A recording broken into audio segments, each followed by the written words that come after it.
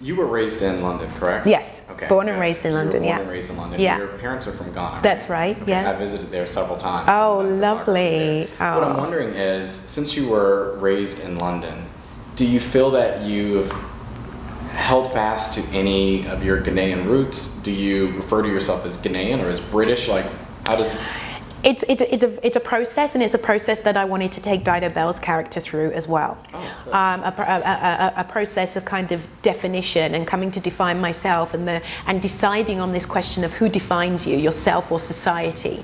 You know, as a little girl, I would go back to Ghana. My mother would take me back to Ghana during the summer holiday, break at school, and you know, I would go to Ghana to visit my grandmothers, both my grandmothers, and I was definitely not Ghanaian. To them, I was always too British.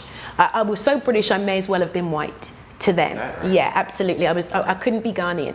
And yet home in England, well, I couldn't be British because I was black. So I wasn't allowed to be anything. And you know, this is certainly a junction that I place Dido Belle at. You know, she's at the junction of many things, as certainly I was, and this is the story of many first and second generation people brought up in Britain today. And it was a question of everybody's telling me what I'm not. You know, what am I? How do I define myself? And, you know, people in England would say, where are you from? And I'd say, well, Streatham, South London. And it would be like, no, but where are you really from? And that whole idea of who am I? And they're telling me who I am. And it really wasn't until I released my first movie. 2004. 2004. And, you know, I'm on the front page of the Times, and I'm described as the Times of London, and I'm described as young Brit director, you know, and all of this stuff is coming up, and I'm looking at it and I'm thinking, am I a Brit? You know, because in the end, when people started to ask me where I was from in the UK, I would say I'm from Ghana. And yet I knew very little about Ghana other than what I experienced in the four walls of my home and the history that my father taught me. It dawned on me one day, through this process of trying to work out who and what I was, that I am bicultural.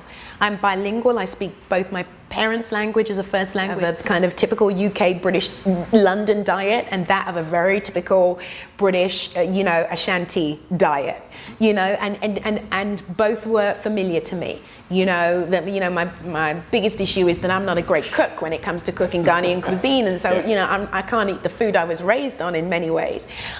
So I was absolutely, you know, my parents would speak a combination of both Twi and English to me. They'd go in and out. It didn't make any difference. You know, my friends outside of home were a combination of first generation West Indian kids, you know, some very white English kids, and, you know, other African first generation kids as well. And as well as mixed race children. And so there were all these things that made up my environment, the world that conditioned who I am, as opposed to the instinct that I was kind of born with. And so now I define myself absolutely categorically as a black Brit. I come from a generation that really found a way to define itself, particularly in the late 80s and the 90s, and that's the, you know, what we call the Jazzy B generation, the soul to soul generation, a generation of people of color in Britain, as I say, who are first and second generation, and we've defined ourselves as an entity in our own right, and that's what we are. We're black Brits, and I'm really cool and comfortable with that. That's great. Yeah. Thinking about the film and the reasons that you said that you brought it to the big screen and that it connects with you, I'm wondering, during the 70s, 80s, 90s, race relations in London and you growing up during that time, yeah, how have you seen the transition? What's changed? Is it the same? And how has this film affected that, if at all, or stirred a conversation around skin tone? Well, what's really interesting is, first of all, when I was growing up in London, 70s, early 80s, we were one of only two black families living on the street we were living on. And what complicated our issue was not only were we one of two black families, but of those two black families, on the street, both of us owned our own homes. We're in a place where, you know, most of the housing was social housing. So we were both, you know, possibly class different, socially different slightly, and definitely color different. So all of those, you know, I learned the complexity of that world very, very early on in life, with things like feces being put through the letterbox, graffiti on our walls, you know, being surrounded, coming home from school and being called monkey, nigger, all sorts of things by by older white children, usually older white boys, having my dad's car systematically damaged because he just shouldn't be driving the kind of car that he's driving. You know, all of that existed in my world. And you know, later on in the 80s, you know, we lived right next door. Streatham was right next door to Brixton, and Brixton was the location of two major riots in London. You know, we also had the Tottenham riots, which were the North London riots as well. So, you know, in my growing up, there were three major riots that took place, and it took place for very important reasons, I would say. You know, London is a very different place today, and there are, you know, the riots are three of the reasons for that, but I would also say the murder of Stephen Lawrence, who was a young 17-year-old boy who was, you know, had ambitions to be an architect, was a beautiful son from a beautiful Jamaican immigrant family who came to the UK and who was killed in a very racist, terrible murder that ended up really forcing London in particular to analyse its police force, and resulted in them being labelled as institutionally racist. And you know, so I would say during my growing up, those were the key things that happened, along with a kind of creative wave that was going on, like I say, with the Jazzy B's and the Soul to Souls and all of the kind of black British peers that I have who were emerging and forging you know, they were trailblazing for us Brits, because prior to that we were looking to America, as I've said so many times in my interviews.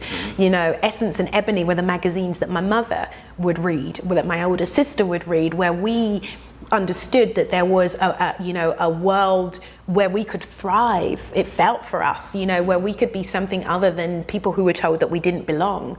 And so these were this generation, the generation that I come from, I think really has made a difference to the Britain that we live in today. But we still have a long way to go, you know, as do a lot of places. You know, we still have our struggles, but certainly, you know, the world I came from was not a place where Amma Asante could have made Belle.